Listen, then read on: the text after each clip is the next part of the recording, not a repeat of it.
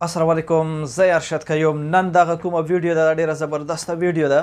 ویډیو څنګه ده؟ داسې یو شاعر ده، زه یې پېژنم. که چاته پته وي نو دغې ویډیو لاندې بیا دې وله نمام ولیکي، کمنټ کې. صحیح ده؟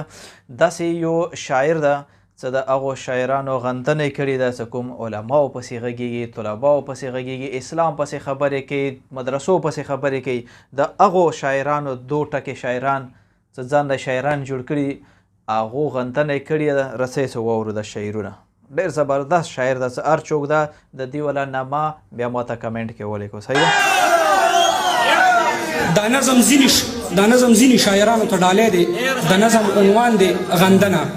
ای د مرتد او خیرنې عقیدې وګړو، ای د مرتد او خیرنې عقیدې وګړو، د بودکدې وګړو، ای د میکدې وګړو، تاسو لګیا یې په ملا پسې بدرد وایې، تاسو وارث د انبیا پسې بدرد وایې، تاسو راپاسې جهادونو ته فساد وایې، هم مجاهد ته ګیرور وایې جلاد وایې. مننه. تاسو راپاسې جهادونو ته فساد وایې، هم مجاهد ته ګیرور وایې جلاد وایې.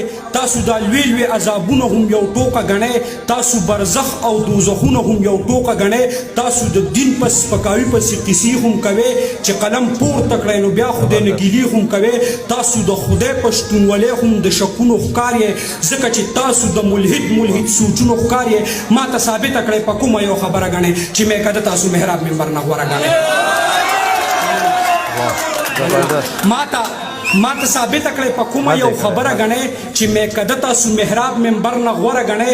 تاسو په شعر کې چې ملا ته شرابي ووایې، ځان ته صوفي ووایې، ځان ته فلسفي ووایې، په دې کفري لیکونو خو بیخه در کوي. څونه پوهان دي چې لقب د فلسفي در کوي، خو مونږ یې پوهه دا په هیڅ یو طریقه نه منو. ستاسو ګستاخه مذبذبه فلسفه نه منو، ځکه خو مونږ څو کسانو اراده کړې ده ستاسو خلاف مو دا اټله فیصله کړې ده. مننه. ځکه چې ستاسو هیڅ یو دین نشته، مذهب نشته دی، ستاسو د دې ډول لیکونو څه مطلب نشته دی.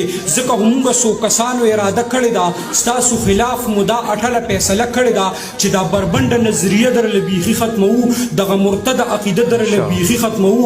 د دې نه پس په هر یو حال به مو غندنه کوو، د دې ګستاخ فکر او خیال به مو غندنه کوو.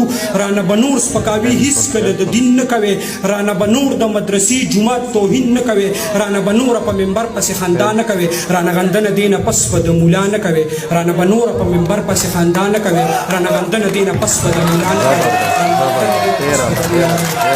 ډېره د شعرونه یې کړي. ها، نن سبا 2 خبرې وې زده کړي، 2 شعرونه وې څه زده کړي.